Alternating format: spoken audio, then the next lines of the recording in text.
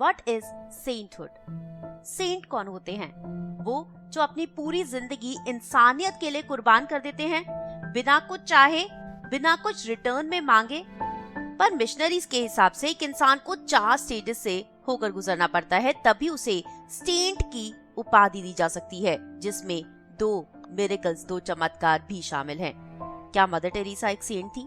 क्या उन्होंने किए चमत्कार लोगों को ठीक करने के लिए? क्या सच में वो बहुत दयालु थी? या इस सब का एक दूसरा पहलू भी है, एक अलग कहानी, एक ऐसी तस्वीर जिसके बारे में हम नहीं जानते? गुड मॉर्निंग दोस्तों, चैनल पर आने के लिए आपका बहुत बहुत धन्यवाद। आज है थर्सडे और आज बात करूंगी एक और इंटरेस्टिंग पर्सनालिटी की बायोग्राफी की। लेकर आई हूँ आपके लिए इंफॉर्मेशन मदर टेरेसा के बारे में। मदर टेरेसा, जिनके बारे में हम जानते हैं कि वो एक बहुत ही अच्छी ह्यूमन बीइंग थी, जिनके मन में गरीबों के लिए बहुत ज्यादा प्यार था, जिन्होंने बीमारों की हमेशा बहुत सेवा की, बहुत ज्यादा सेवा भाव था। नोबेल पीस पुरस्कार से उन्हें सम्मानित किया गया और भी बहुत सारे अवार्ड्स और ऑनर्स उन्हें दिए गए, क्योंकि उन्होंने इंडिया में गरीबों की बहुत मदद की, बीमारों की बहुत सेवा की। अपनी जान की परवाह ना करके वो बीमार लोगों का इलाज करती थी और वो एक सेंट थी। उन्हें सेंट मदर टेरेसा की उपाधि दी गई वाटिकन सिटी के द्वारा। आप भी मदर टेरेसा के बारे में यही सब कुछ जानते होंगे, क्योंकि यही हमने अपनी बुक्स में भी पढ़ा है। बट अगर दोस्तों मैं आपसे कहूँ कि सच्चाई कुछ और ही है, सच्चाई इसके बिल्कुल विपरीत है, तो आपको कैसा लगेगा? अगर मैं कहूँ कि मदर टेरेसा एक ट्रेडर थी, एक बहुत ही क्रूअल वुमेन थी, वो बीमारों को बहुत ज्यादा बुरी तरह से ट्रीट करती थी, उनके मन में प्यार जैसी भावना थी ही नहीं, सेवा भाव उनके मन में था ही नहीं। वो एक पर्पस लेकर इंडिया में आई थी। वो यहाँ पर बीमारों का इलाज ना करके बल्कि उन्हें दर्द में तड़पने के लिए छोड़ देती थी। क्राइस्ट के नाम पर, क्रिश्चियनिटी के नाम पर वो यहाँ पर सिर्फ क्रिश्चियनिटी को प्रमोट करने आई थी। उनकी लाइफ का मकसद था इंडियंस को क्रिश्चियंस में कन्वर्ट करना। ये सारी बातें आपको तकलीफ जरूर दे सकती हैं, पर इन बातों में कितनी सच्चाई है, क्या बेस है इन सब बातों का, उसके बारे में आज बात करेंगे। पर उससे पहले बात करते हैं मदर टेरेसा के बचपन की, जिनका जन्म 26 अगस्त 1910 को एक अल्बेनियन फैमिली में हुआ, जिनका बर्थ का नाम था एग्नेस गोंका बोहाकियो, जिसमें गोंका का मतलब होता है एक रोज बर्ड। एग्नेस को 27 अगस्त को बैप्टाइज किया गया और उन्होंने लेटर ऑन इसी को अपनी ट्रू बर्थ डेट माना था। बचपन से ही वो मिशनरीज की लाइफ से बहुत ज्यादा प्रभावित थी और 12 साल की होते होते उन्होंने डिसाइड कर लिया था कि वो भी एक मिशनरी बनेंगी। 18 साल की उम्र में उन्होंने अपना घर छोड़ दिया और वो आयरलैंड चली गई इंग्लिश सीखने, क्योंकि अगर उन्हें एक मिशनरी बनना है तो उन्हें इंग्लिश जरूर आनी चाहिए। 1929 में जब वो 19 साल की थी तब वो इंडिया आई और यहाँ दार्जिलिंग में अपने कॉन्वेंट के पास सेंट टेरेसा स्कूल में उन्होंने पढ़ाना शुरू किया। 1931 में patron saint of missionaries Theresa de Lisieux के नाम पर उन्होंने अपना नाम बदला। वो नाम उसी कॉन्वेंट में एक नन का भी था, इसलिए उन्होंने उसकी स्पेनिश स्पेलिंग को अडॉप्ट किया और तब वो बन गई सिस्टर टेरेसा। उन्होंने 20 साल तक लरेटो कॉन्वेंट में पढ़ाया, उसकी हेड मिस्ट्रेस बन गई। 10 सितंबर 1946 को जब वो दार्जिलिंग से कोलकाता जा रही थी, तब उनका कहना है कि उन्हें अंदर से आवाज आई कि उन्हें गरीबों की मदद करनी चाहिए। और उस समय हिंदू मुस्लिम के दंगे हो रहे थे और उन्होंने उन दंगों को कॉल विद इन कॉल का नाम दिया। और कब वो मदर टेरेसा बन गई ये किसी को पता भी नहीं चला। 1949 में उन्हें कुछ और औरतों ने ज्वाइन किया और उन्होंने समाज सेवा का काम शुरू कर दिया।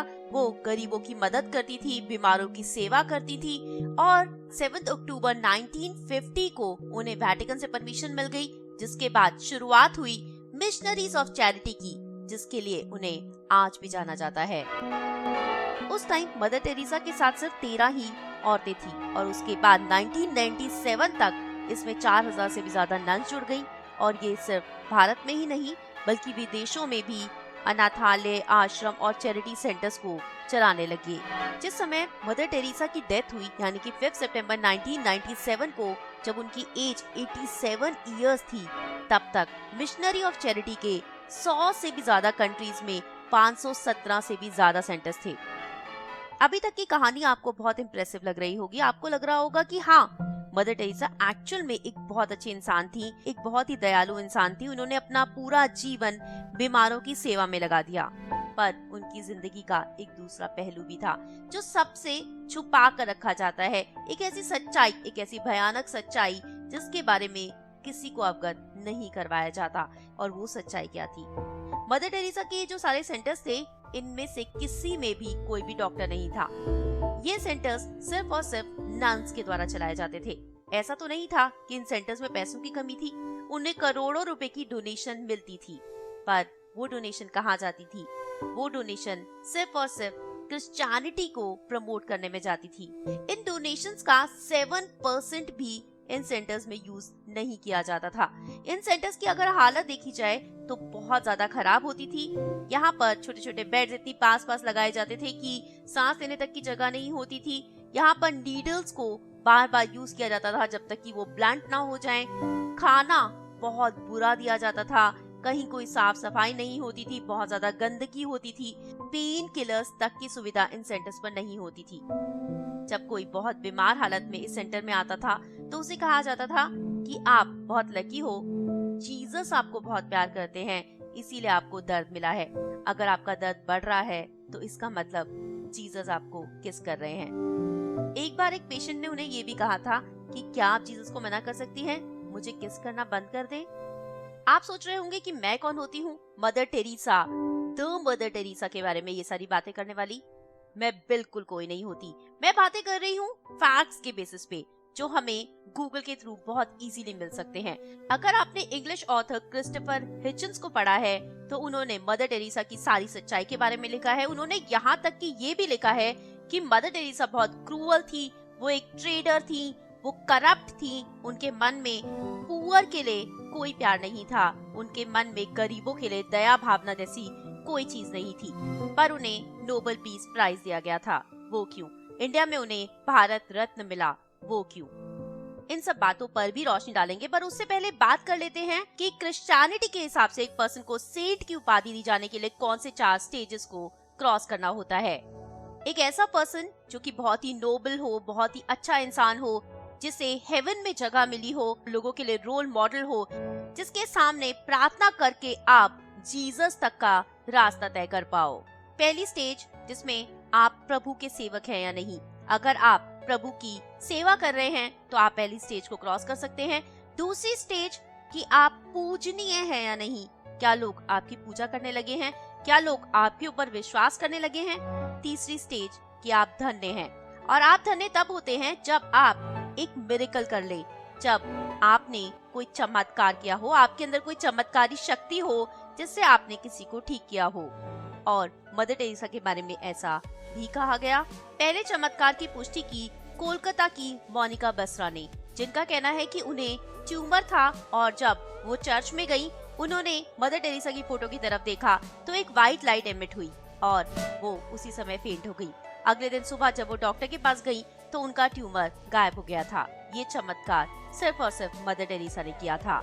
ये 2003 की बात है। हालांकि science and rationalist association of India ने कहा कि इस तरह की बातें करके हम अंधविश्वास लोगों में फैला रहे हैं। उसके बाद इन्हें पूजे की उपाधि मिली। और चौथी स्टेज संत बनने के लिए बहुत ज्यादा जरूरी है, जिसमें आपके कम से कम 2 चमत्कारों की पुष्टि होनी चाहिए।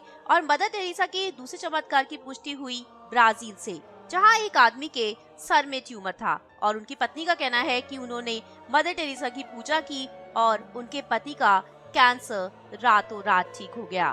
तब वेटिकन सिटी के पोप फ्रांसिस ने ये घोषित किया कि मदर टेरेसा एक सेंट हैं और उन्हें संत की उपाधि दे दी गई।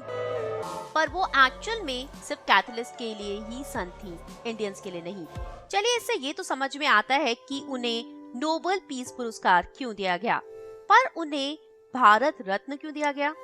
इसका सीधा सीधा जवाब यही है कि हम इंडियंस जो कि वेस्टर्न कंट्रीज से बहुत ज्यादा प्रभावित होते हैं, जैसा वो करते हैं उसी को हम फॉलो कर लेते हैं, और हमने मदर टेरेसा को भारत रत्न दे दिया। अगर उनके कामों के बारे में डिटेल में आप जानना चाहते हैं तो आप कोलकाता के एक डॉक्टर अरूप चैटर्जी की बुक पढ़ सकते हैं, the final verdict mother Teresa. Aroop, जिन्होंने मदर टेरेसा के चैरिटी सेंटर्स में कुछ दिनों तक काम भी किया था और वहाँ की बुरी हालत उन्होंने देखी भी थी।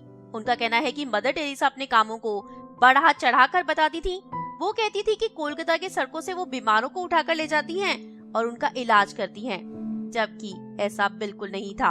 अगर कोई उन्हें फोन भी करता था कि यहाँ पर कोई बीमार पड़ा है, तो वो कहती थी कि 102 नंबर पर कॉल करो। 102 नंबर जो कि गवर्नमेंट एम्बुलेंस का नंबर था। उनकी संस्था के पास बहुत सारी एम्बुलेंस थी, पर उनका यूज सिर्फ और सिर्फ नन्स को प्रेयर के लिए ले जाने के लिए ही किया जाता था।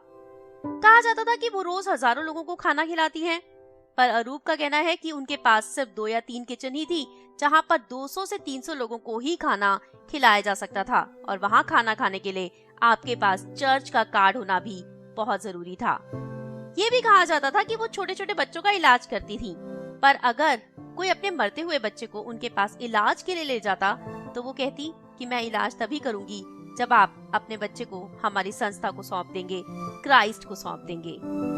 कोलकाता की एक लेखक सुनन दत्ता ने मदर टेरेसा का इंटरव्यू लिया, जिसमें उन्होंने खुद ही एडमिट किया था कि मैं कोई सोशल सर्विस नहीं कर रही, मैं सिर्फ जीसस की सर्विस कर रही हूँ। मेरा एक ही उद्देश्य है, क्राइस्ट को हर किसी तक पहुँचाना।